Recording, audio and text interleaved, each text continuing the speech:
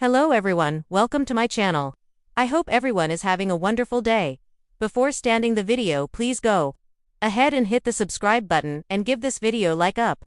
The sun was barely rising over Port Charles, but emotions were already burning hot behind the closed doors of the Quartermain mansion. As the week's most anticipated confrontation unfolded, fans were left breathless. Willow's heartfelt plea, "Can we figure out what to do about our kids together?" echoed like a thunderclap across the town and straight into Michael's conflicted heart. This moment wasn't just about co-parenting.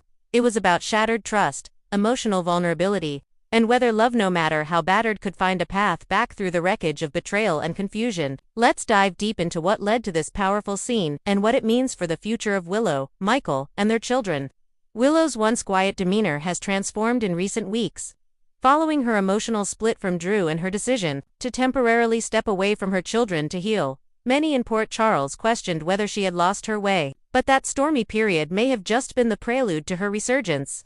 After weeks of therapy, introspection, and soul-searching, Willow arrived at Michael's doorstep, not in desperation, but with clarity. No longer was she running from her past, she was ready to confront it. Her tear-filled eyes weren't weak, they were wide open. Her voice quivered at first. "Michael, I know I've made mistakes. I know I left, but I need to be their mom again. I need us to figure this out for Wiley and Amelia." Michael, sitting stiffly, didn't speak immediately. The weight of the moment, of the months of silence, resentment, and mistrust, was too heavy to lift all at once. But Willow's words, simple, cut through him. "Can we figure out what to do about our kids together?" Michael Corinthos is not a man who acts without forethought. Ever since Willow walked out, he's shouldered the burden of raising their children largely alone, with support from Carly, of course, but alone in heart.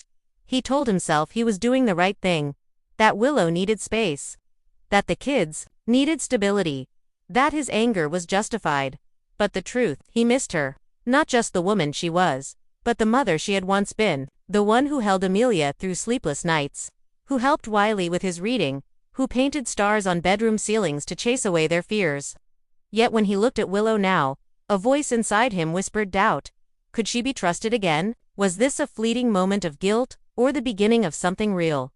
Michael's internal struggle was clear. He didn't lash out. He didn't embrace her. He did what any man torn between love and protection would do. He hesitated. "I don't know if I can trust that this will last," he said softly. "The kids don't need more chaos." As Michael contemplated Willow's request, his mind drifted back to the dark days that followed her departure. Wiley had grown quiet, often asking where mommy was. Amelia, still a baby, reached for pictures of her mother with chubby fingers. The heartbreak had seeped into the walls of the house. Michael remembered Carly warning him not to let bitterness guide him. "She's hurting too, Michael," she had said. "But if she's ready now, don't punish her for being human." And then there was Jason, who offered quieter advice. "The best thing you can do is be honest. With her. With yourself." Could Michael be honest? Or was his pride still in the way? The heart of this storm wasn't Michael or Willow. It was Wiley and Amelia, wide-eyed, and quietly absorbing every shift in the adult world around them. Wiley, more perceptive than most 7-year-olds, had grown used to asking, "Is mommy coming back this weekend?" Amelia's first word had been mama, but lately she only said it when looking at photos. Michael had been fiercely protective of them, but in doing so, had he unknowingly denied them the healing only Willow could bring?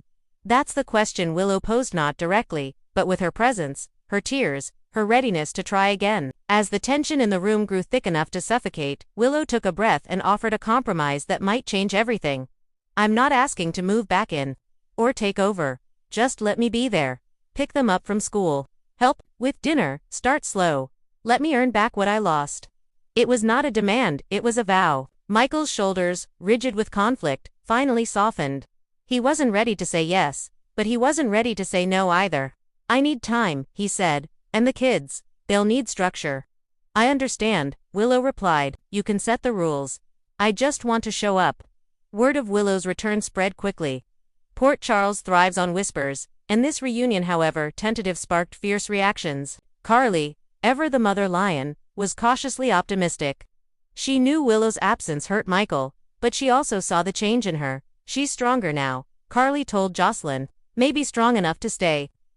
Nina, on the other hand, was furious. She blamed Willow for putting her grandchildren through emotional chaos and viewed the new co-parenting attempt as too little too late. Michael should get full custody, she ranted to Ava.